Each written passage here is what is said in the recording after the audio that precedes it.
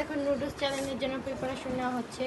তো নুডলস গুলো সব একরকম স্টাইলে মানে এক মাপে বাড়তে হবে। সেই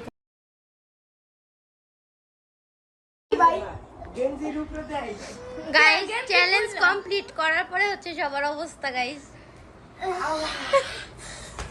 আর আমার কোনো জালই লাগে নাই, আমি তো কাপুস কুপুস করে খাইছি।